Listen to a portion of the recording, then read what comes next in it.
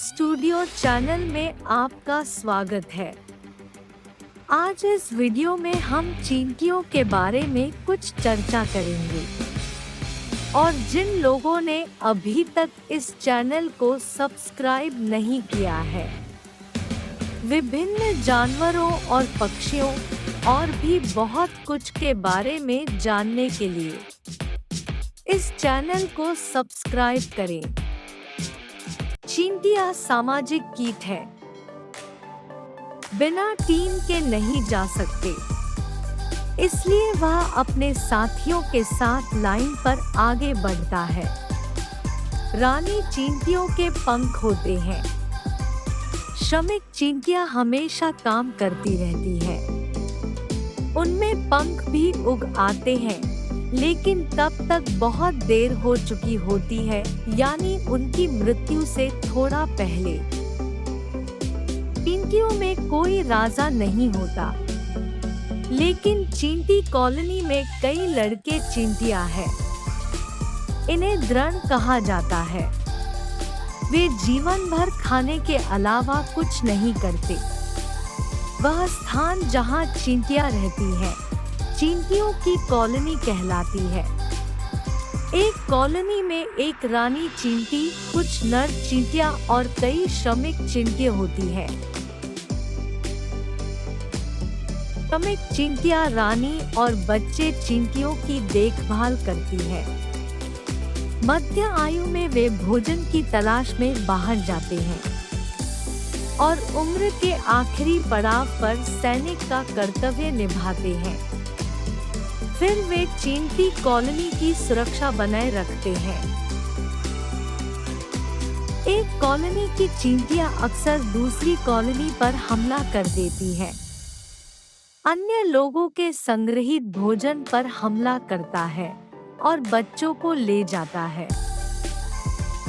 एक चींटी अपने वजन से 20 गुना अधिक वजन उठा सकती है। इंसान और चींटियां एक जगह समान है। दोनों खाना स्टोर करते हैं। चींटी के शरीर की संरचना ऐसी होती है कि अगर उसे उड़ते विमान से भी गिरा दिया जाए तो उसे जरा सा भी दर्द नहीं होगा। आप जानते हैं, चींटियों के कान नहीं होंगे।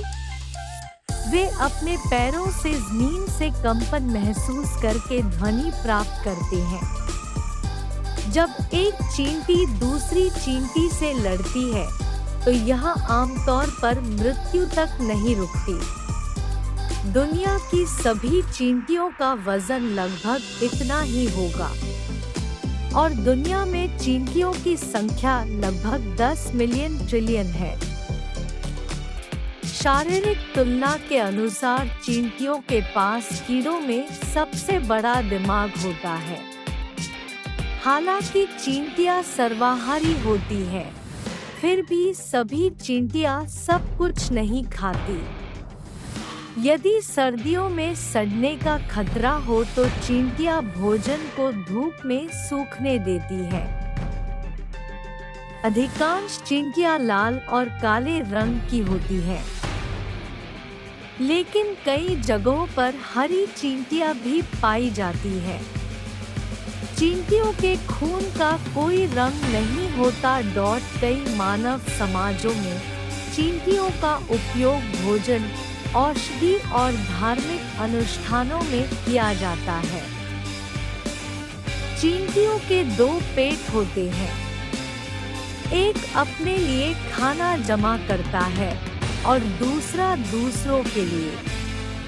कुछ चींटियां अलैंगिक रूप से प्रजनन करती हैं। चींटियों की कुछ प्रजातियां ऐसी हैं जिन्हें प्रजनन के लिए यौन प्रजनन की आवश्यकता नहीं होती है। इन्हें एक विशेष क्लोनिंग प्रक्रिया द्वारा प्रचारित किया जाता है।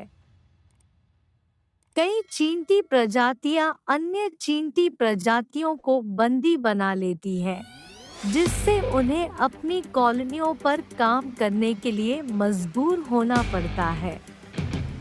हनीपॉट चींटियां उसी प्रजाति की चींटियों को भी गुलाम बना लेती है और उन्हें अपनी इच्छानुसार विदेशी उपनिवेशों से ले आती है।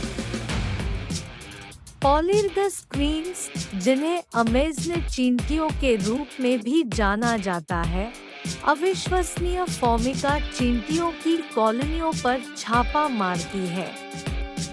अमेज़न रानी फॉर्मिका रानी को ढूंढती है और मार देती है, फिर फॉर्मिका श्रमिकों को गुलाम बना लेती है। दास श्रमिक आक्रमणकारी रानी को अपना बच्चा पालने में मदद करते हैं। जब उसकी पॉलिरगस संतानें वयस्क हो जाती है, तो उनका एकमात्र उद्देश्य अन्य फॉर्मिका कॉलोनियों पर छापा मारना और उनके प्यूपा को वापस लाना होता है, जिससे दास श्रमिकों की निरंतर आपूर्ति सुनिश्चित होती है। चींटियां लगभग 130 मिलियन वर्ष पहले क्रेटेशियस काल की शुरुआत में विकसित हुई। कीड़ों के अधिकांश जीवाश्म साक्ष्य प्राचीन एम्बर या जीवाश्म पौधे के राल में पाए जाते हैं। सबसे पुराना ज्ञात चींटी जीवाश्म चींटी की एक आदिम और अब विलुप्त प्रजाति जिसे स्पेरकोमिरमा फ्री कहा जाता है, क्लिफवुड बीच, न्यू जर्सी में पाया गया। हालांकि वह जीवाश्म केवल 92 मिलियन वर्ष पुराना है, एक अन्य जीवाश्म चींटी जो लगभग उतनी ही पुरानी पाई गई है, उसकी वर्तमान चींटियों के साथ स्पष्ट वंशावली है, जो पहले की तुलना में कहीं अधिक लंबी विकासवादी रेखा का सुझाव देती है। सामान्यतः चींटियों का जीवन काल 28 वर्ष होता है, लेकिन रानी चींटियां 30 साल से भी अधिक समय तक जीवित रह सकती है। जब एक चींटी मरती है, तो उसके शरीर से एक रसायन निकलता है। परिणामस्वरूप अन्य चींटियां मृत चींटियों के बारे में आसानी से जानकारी प्राप्त कर सकती हैं। तो दोस्तों, आज के लिए बस इतना ही। अगले वीडियो में फिर मिलेंगे, तब तक के लिए अलविदा।